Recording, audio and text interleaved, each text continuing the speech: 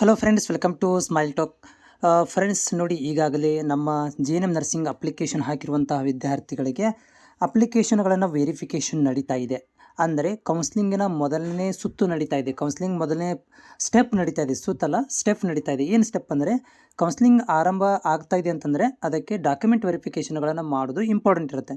So online ಮುಖಾಂತರ ನಮ್ಮ JNM nursing ಬೋರ್ಡ್ನವರು ನಿಮ್ಮ ಡಾಕ್ಯುಮೆಂಟ್ ವೆರಿಫಿಕೇಷನ್ ಮಾಡಿ ಕರೆಕ್ಟ್ ಇದ್ದರೆ ಕರೆಕ್ಟ್ ಅಂತೇಳಿ ನಿಮಗೆ ಏನು ಅಪ್ರೂವ್ಡ್ ಅಂತ ಮೆಸೇಜ್ ಕೂಡ ಬರ್ತಾ ಇದೆ.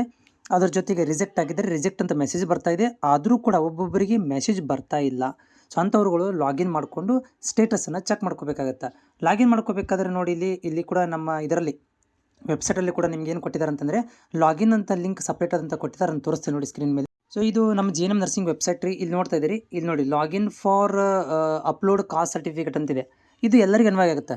ರಿಜೆಕ್ಟ್ ಆದವ್ರಿಗೆ ಅನ್ವಯವಾಗುತ್ತೆ, ಅಥವಾ ನೀವು ಡೈಲಿ ಸ್ಟೇಟಸ್ ಚೆಕ್ ಮಾಡ್ಕೋಬೇಕಿತ್ತು ಅಂದರೂ ಕೂಡ ನಿಮ್ಗೆ ಗೊತ್ತಾ. ಯಾಕಂದರೆ ಒಬ್ಬೊಬ್ಬರಿಗೆ ಮೆಸೇಜ್ ಬರೋದಿಲ್ಲ ರೀ.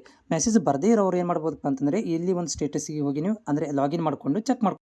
ಸೊ ಇದರಲ್ಲಿ ನೀವು ಏನು ಮಾಡಬೇಕಂತಂದರೆ, ನಿಮ್ಮ ಅಪ್ಲಿಕೇಶನ್ ನಂಬರನ್ನು ಹಾಕಬೇಕು ಮತ್ತು ಡೇಟ್ ಆಫ್ ಬರ್ತನ್ನು ಇದರಲ್ಲೇ ಹಾಕಬೇಕಾಗತ್ತೆ. ನಿಮ್ಮ application number, date of birth ಇದ್ರೆ ಮಾತ್ರ ಇದು ಲಾಗಿನ್ ಓಪನ್ ಆಗುತ್ತೆ.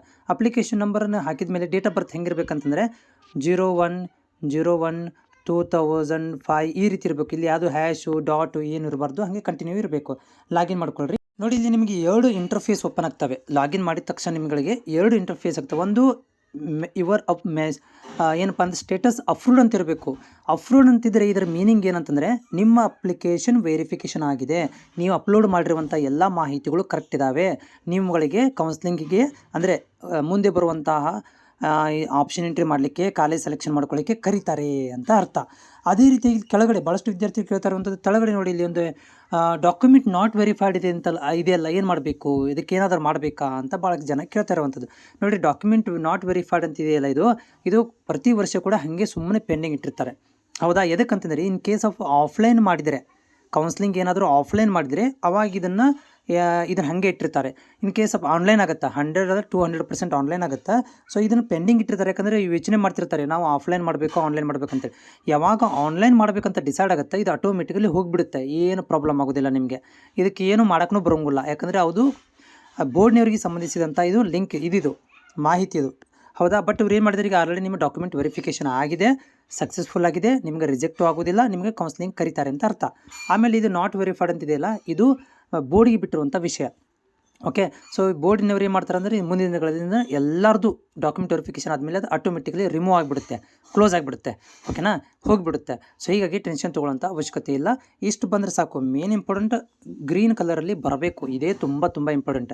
ರೆಡ್ ಕಲರ್ ಕೆಳಗಡೆ ತಲೆ ಕೆಡಿಸ್ಕೊಳಕ್ಕೆ ಹೋಗಬೇಡಿ. ಅದು ಬೋರ್ಡಿಗೆ ಸಂಬಂಧಿಸಿದಂಥದ್ದು, ಅದು ಚೇಂಜ್ ಆಗುತ್ತೆ. ಓಕೆ. ಇನ್ ಕೇಸ್ ಆಫ್ ನಿಮ್ಮದು ಏನಾದರೂ ಸಬ್ಮಿಟ್ ಅಂತ ಇತ್ತು, ಜಸ್ಟ್ ಬ್ಲೂ ಕಲರ್ ಸಬ್ಮಿಟ್ ಅಂತ ವೇಟ್ ಮಾಡಬೇಕು. ಯಾಕಂದರೆ ಸಬ್ಮಿಟ್ ಅಂತ ಇರೋದು ಇನ್ನೂ ಡಾಕ್ಯುಮೆಂಟ್ ವೆರಿಫಿಕೇಷನ್ ಆಗಿರೋಂಗಿಲ್ಲ. ಯಾಕಂದರೆ ನಿಮ್ಮದು ಎಲ್ಲರದಾಗಿದೆ ನಿಮ್ಮದು ಆಗಬೇಕಂತೇನಿಲ್ಲ. ಸ್ಟೆಪ್ ಬೈ ಸ್ಟೆಪ್ ಆಗ್ತಾ ಬರುತ್ತೆ. ವೆರಿಫಿಕೇಷನ್ ರ್ಯಾಂಡಮ್ ಆಗಿ ಮಾಡ್ತಿರ್ತಾರೆ. ಹೀಗಾಗಿ ಇವತ್ತಲ್ಲ ನಾಳೆ ನಿಮ್ಮದು ಆಗುತ್ತೆ. ಬಟ್ ಈ ತಿಂಗಳಲ್ಲಂತೂ ಕೌನ್ಸ್ಲಿಂಗ್ ಸ್ಟಾರ್ಟ್ ಆಗೋದಿಲ್ಲ. ನೆಕ್ಸ್ಟ್ ಮಂತಲ್ಲಿ ನಿಮ್ಗೆ ಏನಾದರೂ ಏನು ಮಾಡ್ಬೋದು ಅಂದರೆ, ಕೌನ್ಸ್ಲಿಂಗನ್ನು ಆರಂಭ ಮಾಡ್ಬೋದು. ಸೊ ಇಲ್ಲಿ ಬ್ಲೂ ಕಲರ್ ಇಲ್ಲಿದ್ದವರು ವೇಟ್ ಮಾಡಬೇಕು ಅಷ್ಟೇ. ಆಮೇಲೆ ಮೆಸೇಜ್ ಸಲ ಕಾಯಕ್ಕೆ ಹೋಗ್ಬೇಡ್ರಿ, ಸ್ಟೇಟಸನ್ನು ಚೆಕ್ ಮಾಡ್ತಾ ಇರಿ. ಓಕೆ. ಮತ್ತೇನೋ ಡೌಟ್ ಇದ್ದರೆ ನನಗೆ ಕಾಮೆಂಟ್ ಮಾಡಿ.